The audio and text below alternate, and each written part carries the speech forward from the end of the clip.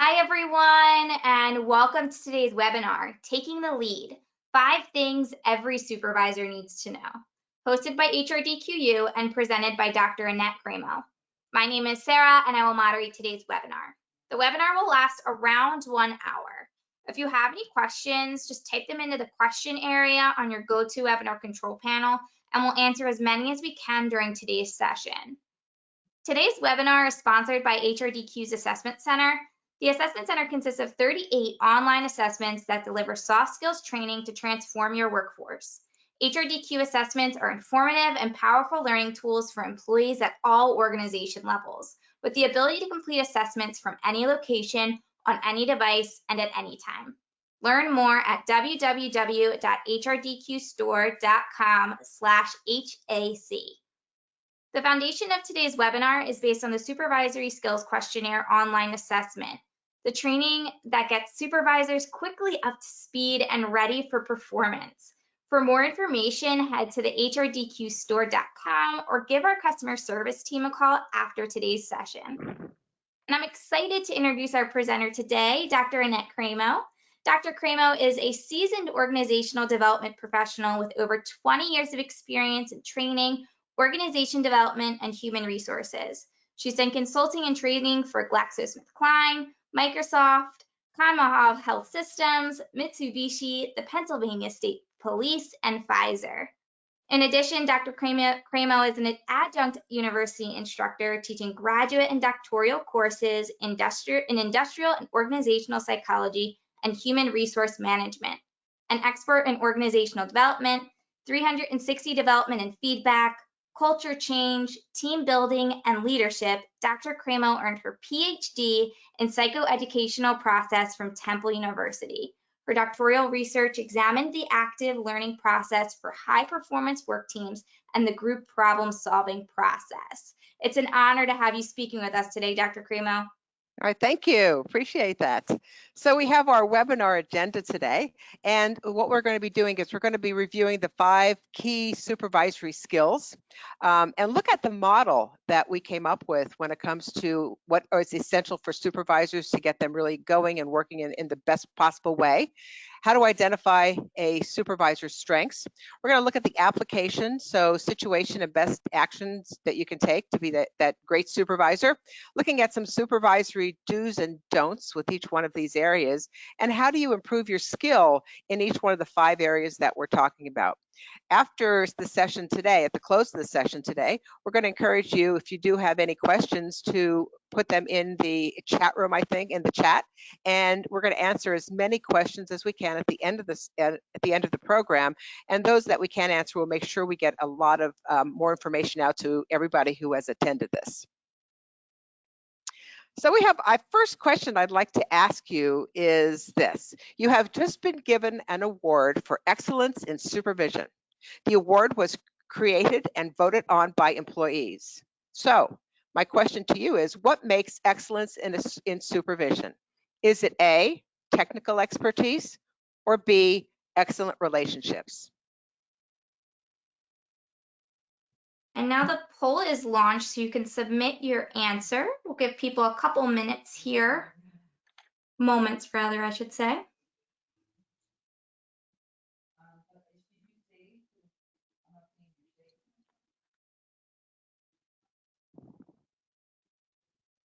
Wonderful, and I'll share those results now. Very good. Yeah, you know what? You're both right. They are both a technical expert and excellent, and they have excellent relationships. I think the one thing when we look at supervision is when you are on the front line, you do the job. When you become a supervisor, you now are responsible for getting others on your team to get that job done. And that's the big difference. But you really have to know many times how to do that particular job. And just I want you to think about, how does someone become a supervisor? What about this person makes them promotable to supervision? Well, if your organization is like many others that are out there, the people who did their job extremely well are the ones who become supervisors. Because of that great job that they did, they became a supervisor, they got the promotion. Well, welcome to supervision. However, new supervisors are in uncharted territory and must face some unfamiliar issues, such as how to direct a group or how to let go of those day-to-day tasks while still remaining knowledgeable enough to guide their work. They must also know how to maintain good relationships with former coworkers who now report to them. Making the transition to supervisor requires much more than building one's knowledge. It requires a shifting of attitudes and an increased ability to perceive emotions of direct reports as well as manage their own emotions, which ultimately will enhance their interpersonal skills, which is really the foundation of building those excellent relationships. You're going to see in today's program of some of these concepts and how they are intertwined in the 5 essential skills of supervision. Well, supervisors usually perform the following duties, plus I think a lot more, but they schedule the work, they train employees for their roles and responsibilities, they inform employees of roles and responsibilities, they give employees feedback about their performance, they solve workplace challenges and conflicts, they convey departmental goals and targets to their team, and they communicate updates and status reports to upper management. So they're really communicating in all directions in the organization, to their peers, to the people that report to them, and to their leadership. A successful supervisor is a good collaborator who communicates well and is comfortable taking the role of leader or taking the lead.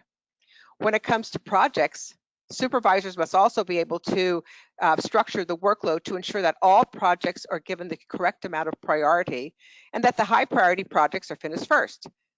They need to be familiar with the, yes. Can you try, I think that your screen might be stuck. I didn't, no, it is stuck, but I'm not on the next slide yet. Okay, there we go. Yep, I could put it there, but I'm not quite there yet. I still have Okay. some background information here. With all these responsibilities, supervisors are also those who are most responsible for the organization's day-to-day relationships with employees. They are the frontline leaders who are proven to have the most influence on the quality of work, productivity of employees, employee engagement, the service they provide, and also innovation. So what makes a good supervisor? Organizations are faced with this ongoing question. Unfortunately, today, there are no simple answers to this question with rapid organizational change and the shifting demands of the supervisory role. In the last 2 months, the roles and responsibilities and expectations of the supervisor have changed somewhat overnight. The qualities that made a good supervisor 15, 10, 5, 1 year from now are not necessarily what makes a good supervisor today. In fact, that what made a good supervisor in December of 2019 is not what makes a good supervisor today for the most part, because their role has expanded and has changed. Supervisors today find themselves in a unique position. They're charged with creating an environment in which their employees can achieve superior performance, yet they often have minimal control over that environment in the organization or what even happens in the world. Supervising employees who are virtual, overseeing virtual teams, monitoring performance from afar are all new experiences for many supervisors. The skills required to operate effectively in such an environment differ substantially from those in an environment where the supervisor had complete control over their work group, and the work environment. And these are the circumstances making training and developing supervisors essential for all professionals in your organization. A supervisor's ability to plan, establish employee objectives, monitor performance, manage employees, and develop skills, as well as remain flexible and diligent enough to meet organizational goals today, will be the foundation of their future success.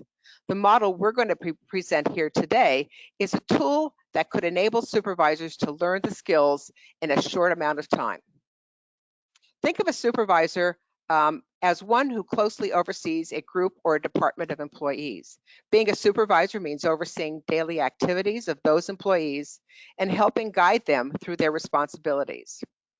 Our program today, we're going to briefly present the supervisory skills of guiding the work, organizing the work, managing performance, developing staff, and managing relations. All important things for supervision. So you see on this slide here, the importance of great supervision is really balancing the needs of the organization with the needs of their department, with the needs of the people that they supervise. You have to develop great supervisors. The responsibility is to find out what they're doing well, how they need to be developed, and where are their performance gaps, if any. The model that we work with is this one. So you'll see that the supervisor takes direction from the organization. The supervisor looks at what is the mission, the vision, the values of the organization, their strategic objectives, and really plans that guides their work. It helps them organize their work, develop staff, managing performance, and managing relationships within the work group. So the supervisor is sort of the middle person where it comes from the top, where the organization needs to go. The supervisor will sort of orchestrate how the work group will get the organization to where it needs to be. So today we're going to be looking at each one of those 5 different skills and asking you some questions about them, and then looking at what you can do and what you shouldn't do with each one of those. Our first one is going to be guiding the work. All right, so what I want to do is I'm going to read you this, and I'm going to ask you to jot down what you think the answer is. So a project your group received about 3 weeks ago seems stalled, even though your group knows it's important to your best customer. You decided to have a talk with your group about what the problem is. How would you start the discussion? And just jot down your answer somewhere, that we're going to put it out to a poll. Tell your group that you need to know what's going on with this project, and tell them that you'll accept whatever changes that they suggest. B, start by stating clearly that this project must be completed, then discuss their expectations for completion and yours. Or C, tell the group that the project is now a top priority and give them that completion date. So take a minute to look at those, jot down your answer, and in a few seconds, Sarah will start the poll. Wonderful. Now I have launched the poll, and you can submit your answer, whether you think it's A, B, or C.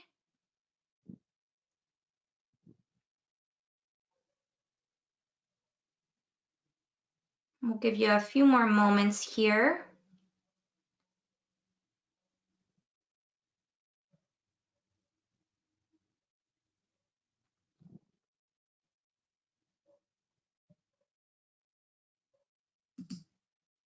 There we go. And now we're sharing those results, Annette. All right. Very good. All right, I'm going to give you some of the rationale behind all of those.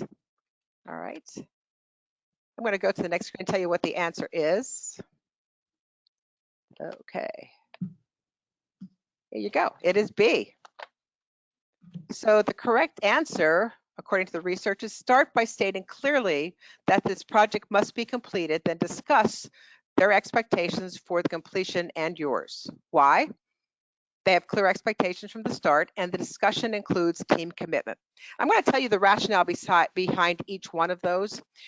In A, I think the supervisor needs to really get involved with what's going on in the project and set some direction, help guide their team.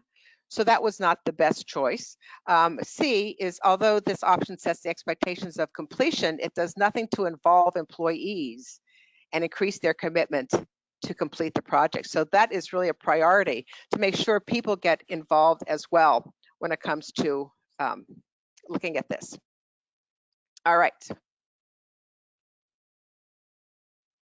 So in guiding the work, what we have to know is that you want things to understand the needs of the organization and plan your group's work effectively to meet those needs, which is very important.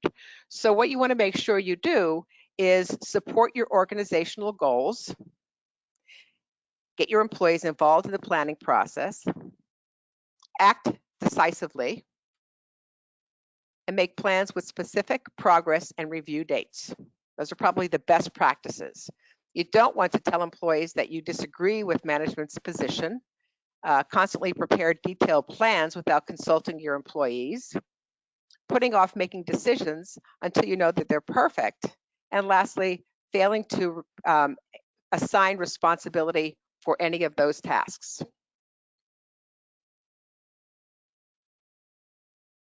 So in guiding the work with skills, to improve the skills, you want to make it clear to your work group that you support the organization and its goals. Sometimes I work with teams and they will tell me that, the organization has these goals, but their supervisor doesn't agree with them. And that really undermines the work of the department, the organization, because even though the supervisor may not 100% agree with its goals, we have to support them all the time. Provide direction, even when there's unfamiliar areas, because people are looking to you for guidance as their leader, as their supervisor. Balance asking for information and acting decisively. So this was saying here that you want to make sure that you get information from the people who are on the front line and listen to what they have to say and then take action on that. Always include them. Plan in advance what, who, and how. So when you do guide the work or tell the people what the work is going to be, they will know who is responsible, what exactly has to be done, the expectations, and how it may be measured. Next, create specific and realistic plans. Again, so people know where they're going, so they feel comfortable, there's no confusion, and gain commitment by actively involving your work group as much as possible. All right, our second one is going to be organizing the work. And organizing the work in this particular skill set of the supervisor, it involves assigning the right people to the right tasks and providing necessary resources to meet a work goal. It requires you, the supervisor, to mesh the needs of your employees with those of the organization, as the two are usually based on different priorities sometimes. So my first question to you then here for this one is, you have appointed one of your people as the leader of a project, but it's clear that another employee is really seen as the leader by the group. The project is going well, but it worries you that the leadership is not where you want it to be. What would you do? Would you, A, make it clear to the group who the leader is and who you support, don't tolerate the other sources of leadership? B, appoint the leader who has the group's support as the formal project leader, or just don't interfere. So take a minute, read those, jot your answers down, and Sarah will kick off that poll shortly.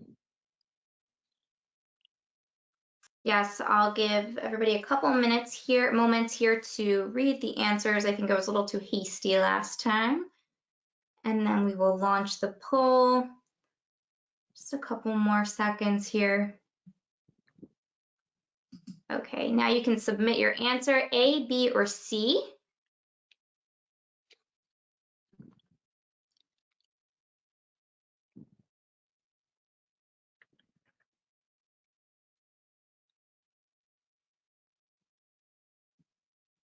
Wonderful. We'll share those results. All right, so we have 29% with A, 28% with B, and 43% with C. Let's look at what the research says. All right, it is C, don't interfere. And I'll give you the rationale behind each one of those. So starting with the one that probably is not the most optimal at all is the A.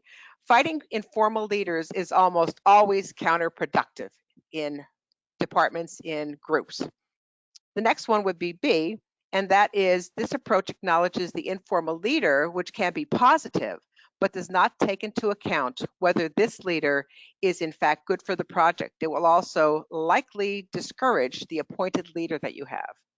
And the last one, C, which is the answer, that is in most cases an informal leadership is not harming the project. The best approach is to leave it alone and to accept it. So informal leadership in the most cases is not harmful. So C is your correct answer. I want to give you some information about organizing the work. I think before we go on to the next slide, I want to just talk about this. Shifting organization and personal priorities necessitate almost constant reorganization of work. So you're always, because look at how we just reorganized in the last couple of weeks, how we have to do things, how we have to really fly by the seat of our pants and get things done. But with change comes opportunity and cost sometimes. The supervisor with responsibilities has responsibilities to the organization, has to consider also the bottom line, what's best for the organization. The primary consideration in organizing the work, or reorganizing in this case, the work is the effect, how the work affects the organization. However, maintaining the needs of the organization as a primary decision criteria is not always easy. It depends on a steady stream of communication and understanding of the priorities of the organization and what's expected of the supervisor and the supervisor's work group. To be most effective and maximize employee engagement, the supervisor is encouraged to understand what motivates their employees, be sensitive to their needs, and actively listen and seek their feedback. It always surprises me when I do my courses either in supervision or management, and people will tell me that their employees are not motivated. And I ask the supervisors or managers, well, what motivates your employees? And they don't know. I said, have you ever asked them? And yes, in some cases, managers do ask them what motivates you. They say money, but when you look at money, yes, money is a factor, but what does money do for them? For me, money gives me the ability to pay my mortgage, the ability to take my kids on vacation, the ability to send my kids to college. So that's a motivator to me. And when I can do that for my family, that is sort of what pushes me on. So I'm going to encourage supervisors to dig down when people say money, because there's something underlying that is motivating that individual. So organizing the work efficiently often requires the assistance of more people who are more knowledgeable than the supervisor. These people could be within or with outside the supervisor's work group. It could be your HR department, your training department, but ask people. Don't be afraid to ask. Supervisors don't have all the answers. Although sometimes they think if they don't have the answer, people will not look very well on them. But don't be afraid to ask.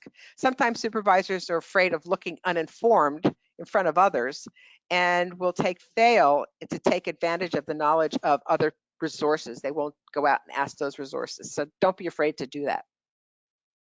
All right, let's go to the next slide. So this is in organizing the work, some do's and don'ts. So set schedules to meet the organization's goal, always in alignment. Use others' expertise to organize when necessary.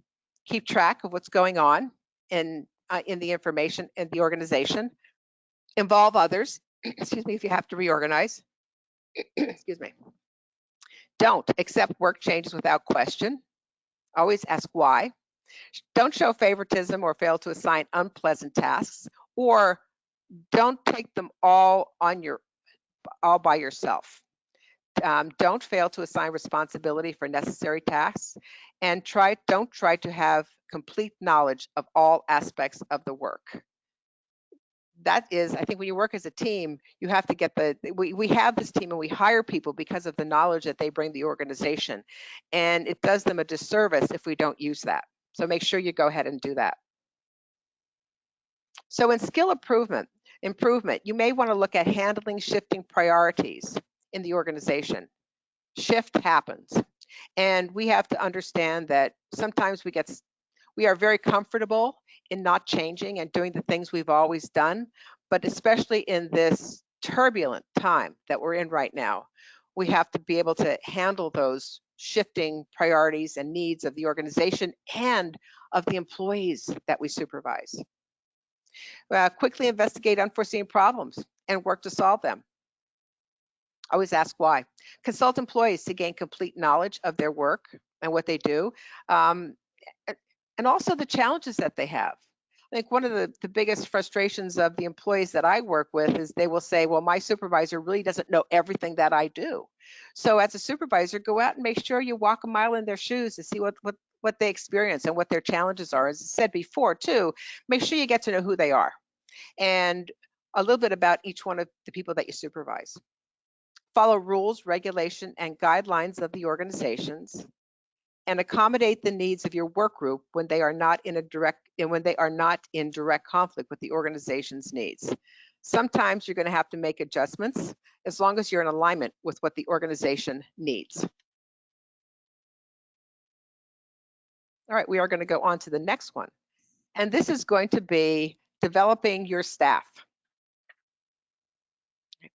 So in developing your staff, in this particular skill set, it involves knowing and actively working to increase the skill level of those people that you supervise. And it requires you to get to know your employees as individuals and become familiar with each one's unique skills, their abilities, their needs, their personalities, their talents, their contributions. Get to know them. Don't be afraid to have that conversation, and have the conversation hopefully while you're doing coaching as much as possible. All right. So here's our question for developing your staff. You believe that one of the people you supervise has the potential to be promoted, but that person lacks confidence in his or her abilities. So how would you build his or her confidence? Give the employee a challenging assignment that you are sure that he or she can complete with some effort. Give the employee an easy assignment and then praise them when the assignment is completed.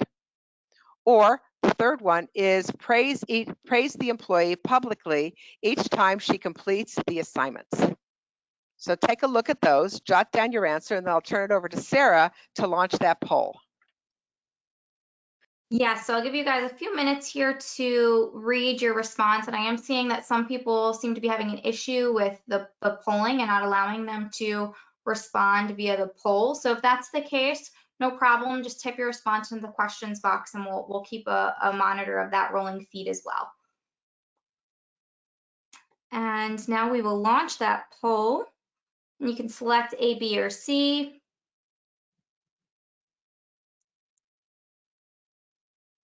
Wonderful. We have responses streaming in on both ends. We're seeing a lot of A's in the questions box. Here, I'll share the poll results. All right, so 66% is A, B has 8%, and C has 26%. All right, let's look at what the answer is. And I think as I do this assessment with my clients, sometimes they look at it from the perspective of their work environment. So what may be maybe the right answer here may not really work with them. So that's why I think we're seeing some of the variation of answers, because you may be looking at, well, you know what, this is what's best for my work, where I work. All right, so here is the answer. The correct answer is A. Give the employee a challenging assignment that you are sure that they can complete with some effort. And I'll give you the rationale for the other one. So the one that is rated the lowest would be C, because indiscriminate praise does not ensure improvement. This tactic will not push an employee beyond their current skill level and will not likely boost the employee's confidence. The next one would be B, and it is because the assignment is easy, the person will not necessarily see themselves as more skilled after having completed. And the answer, the best one is A, because it does create more engagement, more esteem on completion. People who receive assignments with challenging goals become more engaged in their work and develop greater self-esteem when they can complete it. So developing your staff, I think, is one of the things that you really sometimes is on the back burner because of all the things that have to get done in the organization. But you have to realize that this is an important component in being a great supervisor. And the important component here is gaining the knowledge of your employees as individuals. Each employee has their own skills, their own abilities, their needs, their personalities. And a supervisor who's aware of their capabilities are the ones that are best equipped to deal with them and really meet their potential. And one thing I tell my clients is that opportunities in the organization finds those that are prepared. And I think really it's part of the role of the supervisor to help prepare their staff, because developing employees requires an investment of time, and it's an effort that may seem low priority to some supervisors, especially in, again, high turbulence, or really have to get these things out yesterday. But it's still important to make that time. The immediate work of a group often takes precedence, and the natural tendency is to complete the work in the most efficient manner for the moment and put this on the back burner. As a result, supervisors may become trapped in the habit of completing the work themselves that could be completed by other employees if time was invested in the other employees' development. The way out of this trap is through delegation. Investing in employees' development takes commitment, trust, well-defined objectives, clearly established action plans, and follow through by both the supervisor and the employee. Delegating work to employees builds the skill base of the organization and frees the supervisor to develop his or her own skill. When delegating work, a supervisor should start by organizing the task and then choosing the employee who is willing and able to develop the skills to complete the task. The process of delegation involves setting the expectation for the employees that make sure there's results, coaching and instructing the employee, and then maintaining a reasonable amount of oversight of the task in order to ensure that the person does have success. So in developing your staff, some things you want to look at are the do's. Delegate work that develops your employees' skills. Get to know employees on an individual basis. Keep employees informed about the status of their requests. And make your expectations for results clear when you delegate those tasks. Don't complete the task yourself because they require effort to teach others. And how many times do we hear that? It's easier for me to do it. I can do it quicker. I can get it done. Not the best way to develop your staff. Treat employees as a group rather than individuals. Don't do that. Don't forget to tell employees about the status of their requests. Always let them know. Sometimes, again, I hear from the workforce that, I give my suggestion or I ask my supervisor for something, and I never hear back from them. And that's kind of, it makes people sort of demotivated when they don't hear back from them. Even if the news is, no, you can't do it, or no, it won't work, let them know why. And don't delegate only to people who already have the skill for the particular task. In developing your staff, some skills improvement, take time to delegate. Put the time on your planner every week to do that. Delegate the work that develops employees' skills and does not require your formal authority. Delegate to employees who need development and are willing to be developed, who want to be developed. Provide clear expectations and follow up regularly.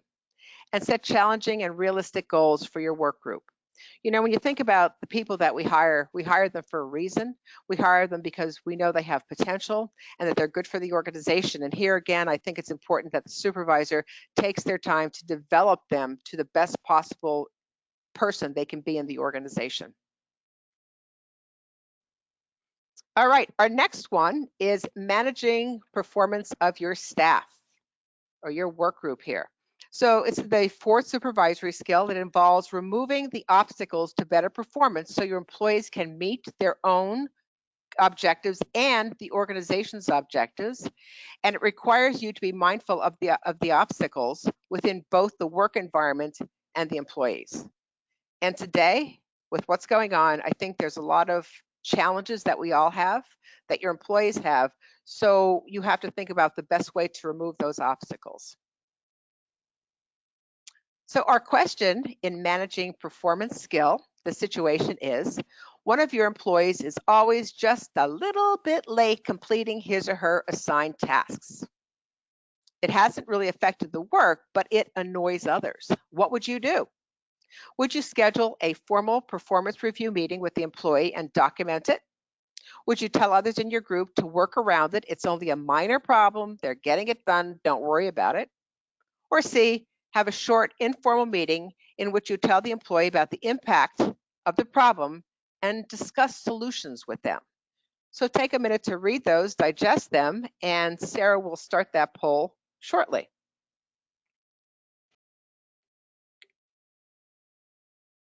And a few more moments here to read those comments or those answer options. Answers, yeah. And I will launch the poll. You can select A, B, or C and submit your answer.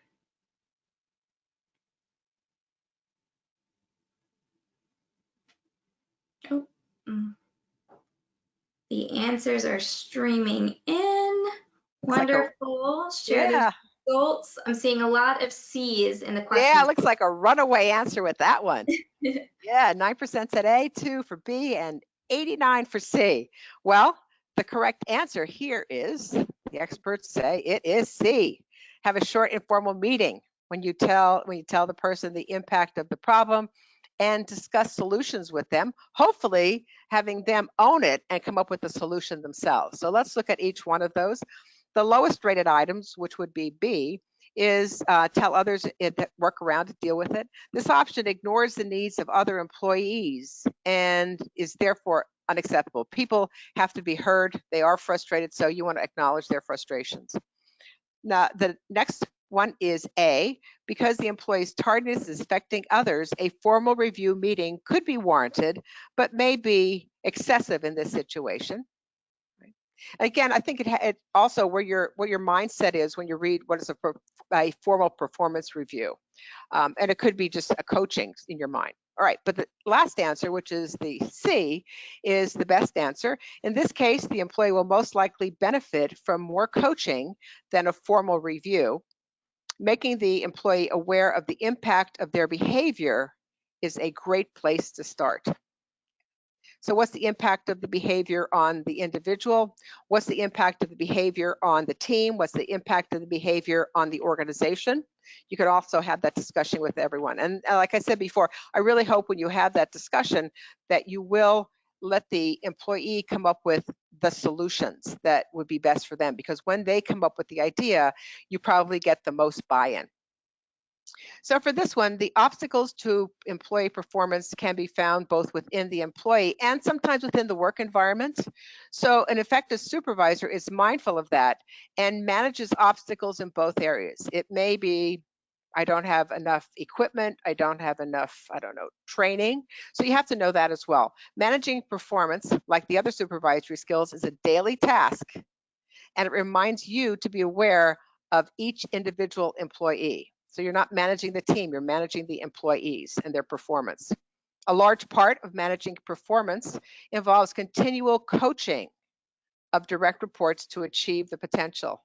I wish we had a poll that we could ask all of you about coaching in the organization to see how many of you coach and really how often you coach, because I think we've seen really tremendous results with coaching. Working with an organization right now, we're trying to develop a future leaders in the organization. And I said to them, they're developing their individual development plans. And I said, go back and have a conversation with your manager and then have them coach you. I says, when was the last time you were coached by your manager? Once a year. Well, that's not coaching. That could be that performance review. But coaching is an ongoing process. It begins with looking into the future and deciding what level of performance can be expected from that person. And beyond teaching employees how to perform, the supervisor also has to strive to instill in them the self-confidence in their ability to perform. So it's not just about competence, it is also about confidence when it comes to developing and managing their performance.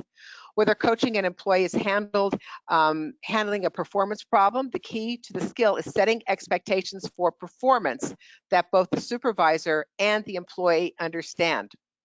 Another thing that surprised me when sometimes I do these sessions is talking about performance management and asking, about how the employees are performing, and my managers and supervisors will say, well, they should know what to do. Well, just when you think you told people enough about what the expectations are, tell them again, because it's only fair to the employee that they know what's expected of them. I think we have a lot of conflict when we don't know what's expected of us. Without this knowledge, the employee is going to flounder. It's as simple as just telling them what to do. So, but as simple as this sounds, the step of starting and telling expectations is often disregarded when discussing the details of how to perform the job. So it's kind of interesting. So here's your do's and don'ts for managing performance. So you want to track the performance of your employees and help them meet their own objectives and those of the organization. So to do, track performance and provide feedback on a continual basis. Take notes. I think if you do the coaching, it will enable the employees to take more accountability for their own performance and come to you and say, this is what I did, this is what the challenges that I have, as opposed to you being mama or papa bear all the time. You do want to judge a performance by how it affects the organization. You want to remain objective. You want to measure objective too, and measure behaviors as well. And you want to make sure you get commitment from employees to improve their performance. And that's why in the coaching session, when it comes to what are their goals for the coaching session, you need to put the onus on them to come up with what they're going to do and commit to it, and then have them report back to you.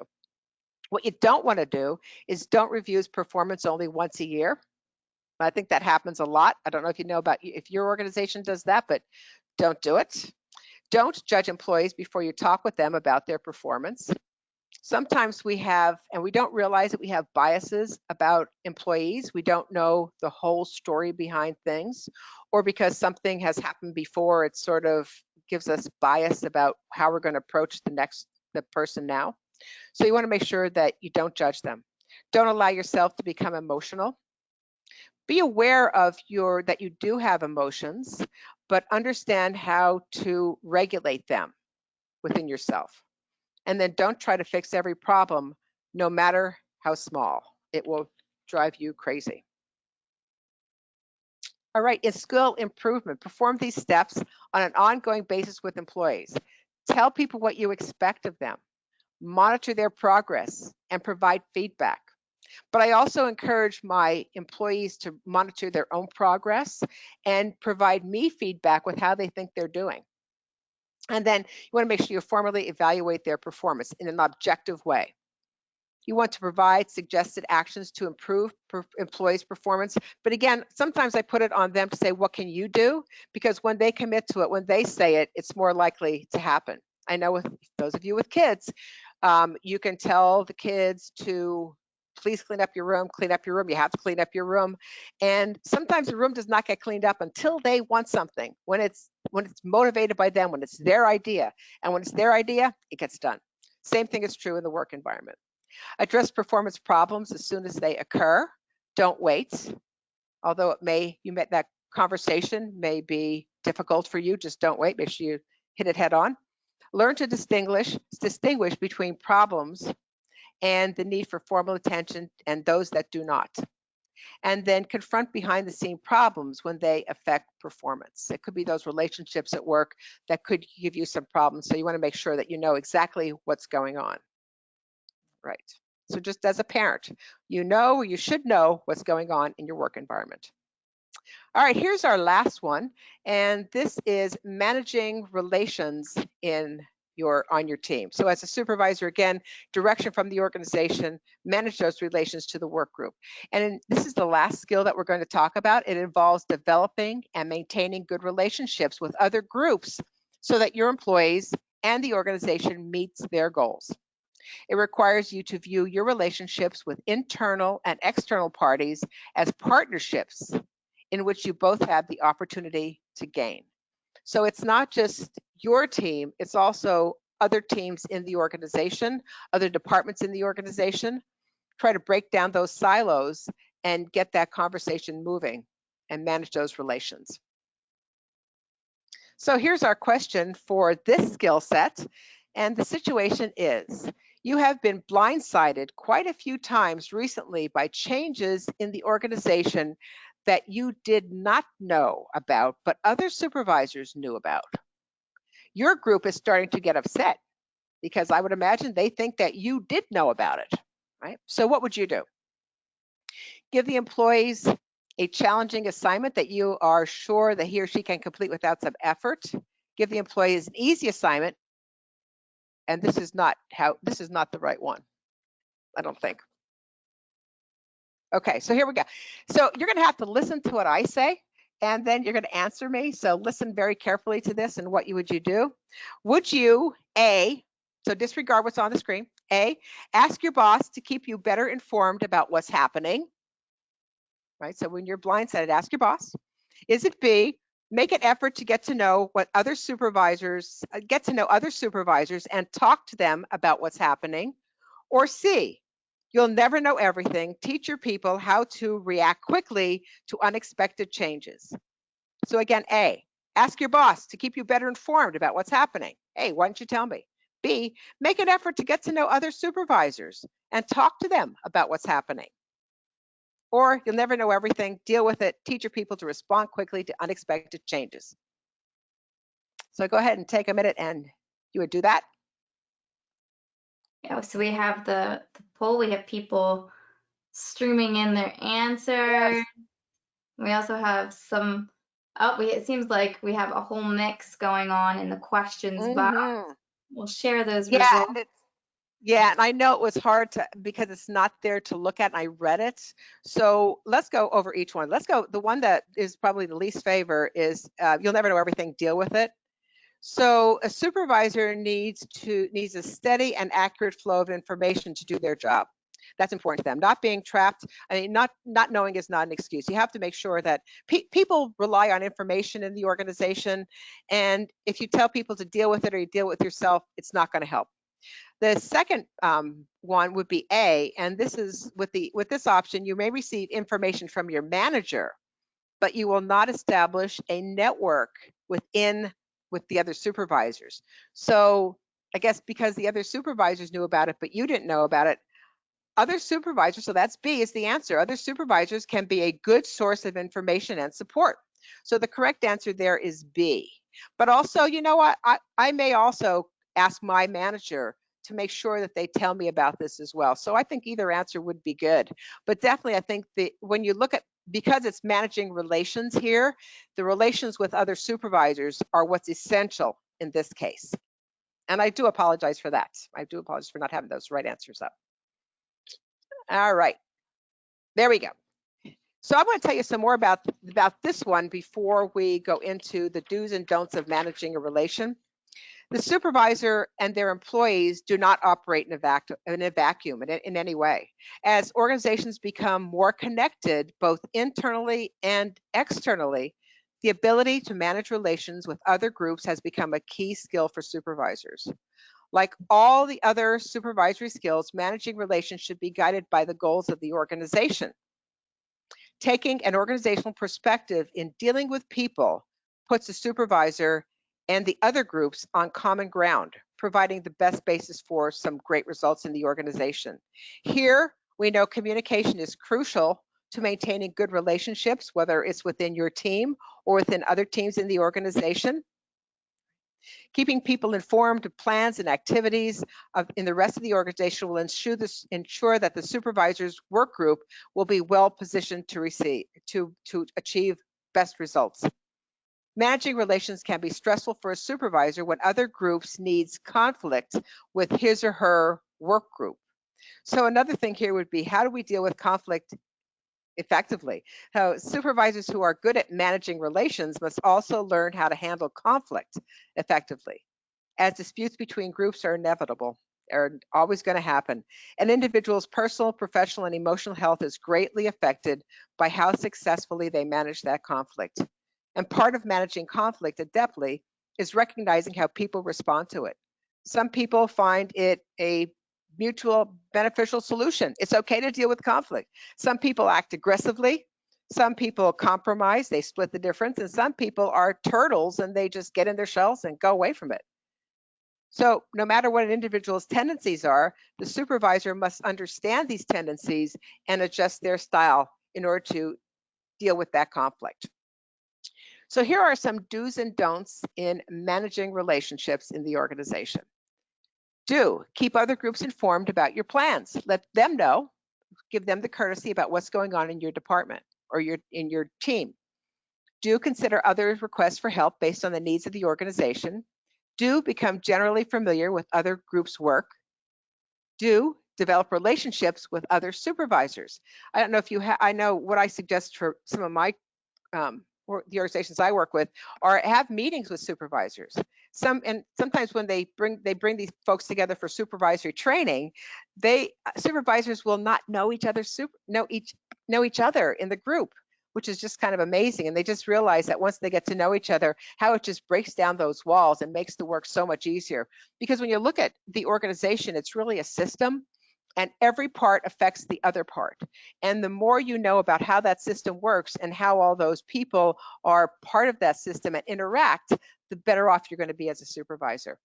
Some of our don'ts here: don't try to acquire the resources by complaining about your group situation. Don't try to have complete knowledge of the other group's work. Don't turn down all requests for help that inconvenience your work group. and don't accept work from other groups without question. Right?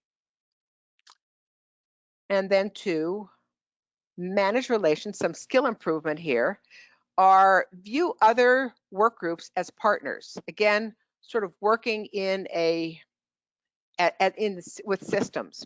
Acquire resources by framing requests according to what is good for the organization rather than your work group. Know how and when to ask for support from other work groups. Respond to requests from other work groups by understanding the organization's goal, and network with other supervisors for help and for information. So that is our 5 skills there. And as a recap, I just want you to look at the diagram we have here, and I'd like just to talk about some of the, I think, key learning or summary of what we talked about today. So a supervisor, we talked about, their function is a vital link in an organization.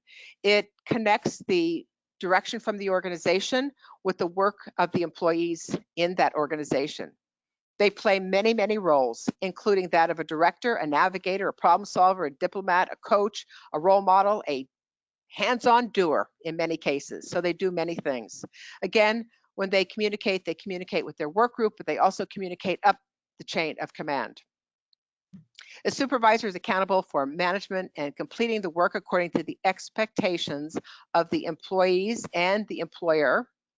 The supervisor skill model focuses on these 5 essential skills that shape a supervisor's daily work and have definable behaviors to them, as we talked about. All 5 supervisory skills share a common thread, and that common thread is the ability to balance the goals of the organization with the needs of the work group. We looked at, again, the different skills you need. The first supervisory skill involves translating the direction of the organization into actionable plans for the work group. The second supervisory skill, organizing the work, involves assigning the right people to the right tasks at the right time and providing necessary resources so they can complete their goals and achieve success. The third supervisory development skill is developing direct reports and involves knowing and actively working to increase the skill level of each employee that you supervise. The fourth supervisory skill, managing performance, involves removing obstacles to better performance so employees can meet their own and their organization's objectives. And then the fifth one, and that is managing relations, involves developing and maintaining good relationships with other groups so that the work group and the organization meet their goals.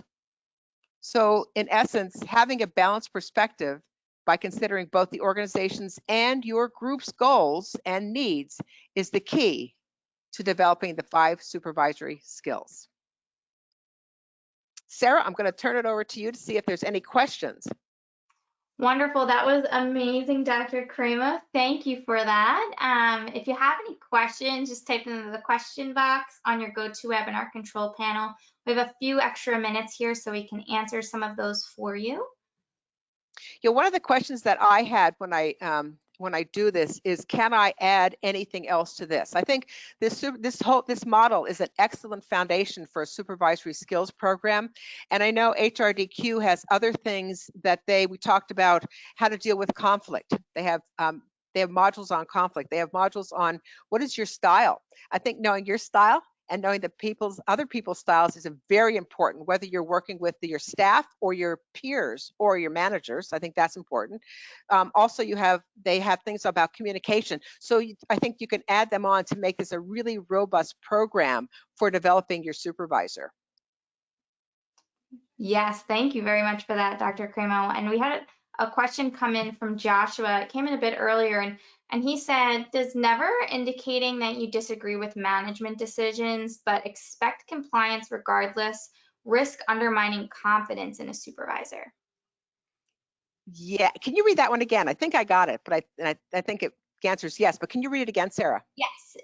Does never indicating that you disagree with management decisions but expect compliance regardless risk undermining confidence in a supervisor? If what I think he is saying, what Joshua is saying, is that you need to, even though you may not agree with what the leader's decision is, you may think it is Totally undoable. That is a conversation you need to have with the leadership as opposed to a conversation with the employees. Because I think if I do that, it sets in motion sort of a tension between the work group and the organization. I don't know if that does that answer that, Sarah, or do Yeah, you I think think he's that was okay? I think that was great, Joshua. If you had any follow-up on that, you can definitely chat that in. We had a question come through from Sandra, and she wants to know how you deal with difficult employees who constantly argue with work tasks that are assigned. Oh, I love that one. Thank you, Sandra. People, first of all, as a supervisor, why are they arguing about it? Do they know the expectations? Do they agree with those expectations? And I would go into coaching and look at why are they disagreeing? What's happening? What's their motivation for disagreeing? Do they think it's not doable? They don't have the skill set for it. It's not going to work. I think we have to listen to them and try to find out answers about sort of peel the onion back to get more. What are the causes of that statement? And we have another question that came through from Effie. And Effie says, how do you handle the situation where a peer is now a direct and the individual does not accept your authority? That's a tough one. I think you have to let them have that conversation with them and let them know that you are the supervisor now and that you do have some expectations, and these are the expectations. It's a difficult conversation, especially from those who think they should have gotten the job instead. And we had a question, the questions are rolling in here, so I'm just kind of scanning through them. We had a question come through from Danielle, and Danielle's asking, when developing staff, how can you shift team mindset and culture to more openness to change? So I guess my question is it Danielle? Yes. Yeah, my question to Danielle would be, is the organization's value one of open-mindedness and change? Are they open to that? So you're sort of looking at more of a culture of the organization. And I would imagine in some of the organizations I work with they have long-standing, they've done it this way all the time and they don't want to change. And they don't, especially when it goes into different generations too. I want to be told what to do. And then we have some of the other generations who, are those thinkers, and they want that change, and they want that transformation of the organization. Great. But maybe, yeah, go ahead. Oh, I'm sorry. No, you can continue. I didn't mean to cut you off there. No, I'm probably finished. So go ahead. We had a question come through from Joseph, and Joseph would like to know how you handle a situation where two employees have a lot of tension with each other, but they both perform at a top level. Wow. That's, what? That is so, it's not just, was working with an organization where there were two women working together, both excellent performers, had a tiff maybe 15 years ago and have held that grudge forever. You may want to again, a coaching situation, you may want to sit down with them and do some conflict resolution, but actually sort of moderate that conflict. So maybe one person can talk about, this is sort of my view of the situation, and then have the other person repeat it to say, this is what I heard you say. And then have that person number two say, well, this is my view of the situation, and have the other person repeat what they say. So they sort of have an idea about why that tension exists, and then look at, do they have anything in common that they want? Do they have a common goal? And then how do they get to that common goal? Because you want to build on something that is a commonality and solve for those little areas that are in discrepancy. Great. Thank you so much, Dr. Cremo. That will bring us to the top of the hour here. This was a wonderful session. Thank you. It went so quick. Yes, I enjoyed it. And thank you all for participating in today's webinar. Today's webinar was sponsored by the Assessment Center from HRDQ, providers of informative and powerful learning tools online, anywhere, anytime. Learn more at www.hrdqstore.com/HAC. Happy training, everyone. Yes, happy training. Bye.